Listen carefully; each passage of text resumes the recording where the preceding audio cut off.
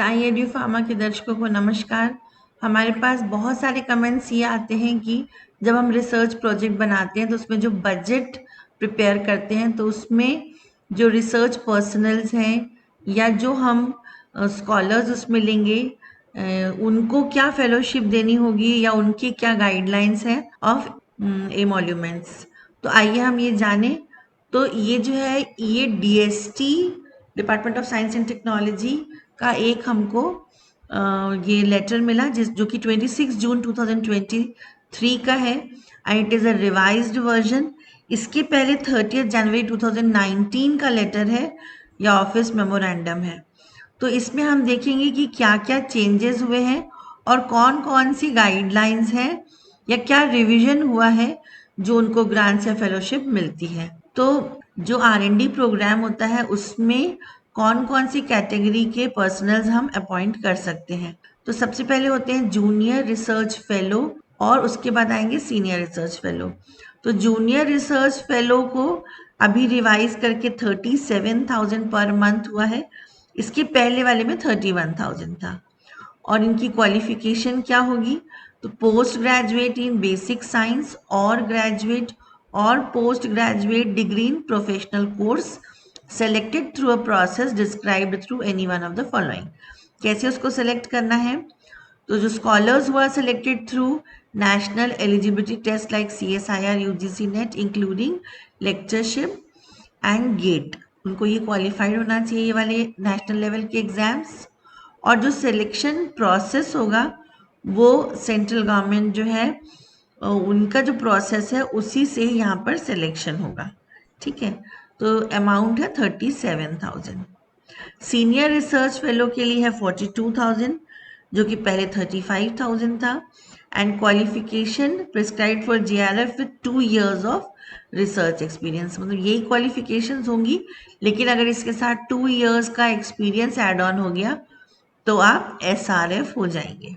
Then after completion of 2 years, an external assessment by the institution where the student is enrolled for PhD is mandatory for upgradation. अगर आप PhD scholar हैं, 2 years आपका हो गया है, तो JRF से SRF में आने के लिए आपका एक इवेल्युएशन होगा और उसके बाद ही आपको SRF ग्रांट होगी। और एनुअल जो आपको असेसमेंट है वो तो होगा ही। अच्छा, अब आते हैं नेक्स्ट कैटेगरी में, रिसर्च एसोसिएट्स। रिसर्च एसोसिएट्स जो है उनको इंस्टीट्यूट जो है जो उनकी क्वालिफिकेशन है, क्या क्या क्वालिफिकेशन है? PhD या MD MS MDS हो या इक्वालेंट डिग्री हो और having 3 years of research teaching and design and development experience after MVSC MPharm ME MTech with at least one research paper in SCI journal। तो research associate 1, 2 and 3 category है।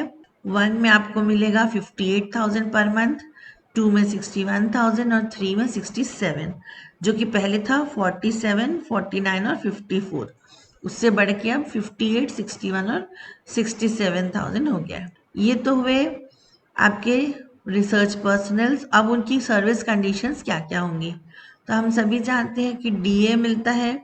तो DA जो है in general teachers को मिलता है, but JRF SRF और research associates इनको जो फिक्स्ड इनको इमोल्यूमेंट से वही मिलेगा, यहाँ पर उनको DA नहीं मिलेगा। फिर आता है HRA। तो यहाँ पर ये कह रहे हैं कि आप उनको हॉस्टल अकोमोडेशन प्रोवाइड करेंगे और जिनको हॉस्टल में मिलेगा उनको फिर अलग से HRA नहीं मिलेगा। और जहाँ पर हॉस्टल प्रोविजन नहीं है वहाँ पर वो कह रहे हैं कि HRA जो है वो as per central government norms जो है जो कि अलग अलग सिटी या लोकेशन के हिसाब से है वो उस हिसाब से ही आपको मिलेगा। ठीक है, फिर आता है मेडिकल बेनिफिट्स। तो यहाँ पर वो कह रहे हैं कि मेडिकल अलाउंसेस मिलेंगे इनको भी एज पर इंस्टीट्यूट नॉर्म्स। फिर आते हैं लीव एंड अदर एंटाइटलमेंट्स। तो JRF SRF they are eligible only for casual leave, है ना, सिर्फ CL मिलेगी इनको।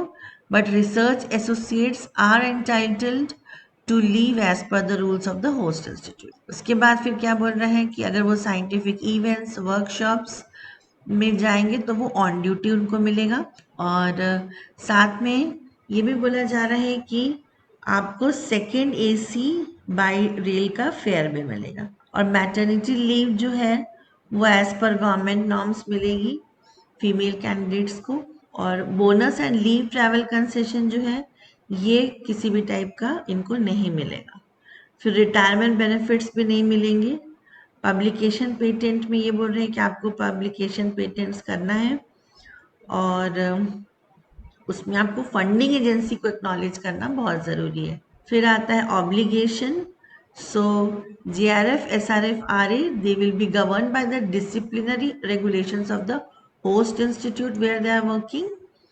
फिर साथ में क्या बोल रहे हैं कि एक रिपोर्ट उनके रिसर्च वर्क की वहाँ से सेंड होगी, कहाँ से, इंस्टीट्यूट से टू द स्पॉन्सरिंग एजेंसी। तो ये गवर्नमेंट का ये कहना है कि ये होस्ट इंस्टीट्यूट से एक्सपेक्ट करते हैं कि ये जो है पूरी गाइडलाइंस को फॉलो करें।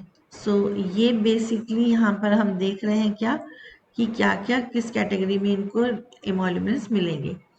तो ये 26/6/2022 को आया लेटर, बट ये 1 जनवरी 23 से इम्प्लीमेंट कर दिया गया।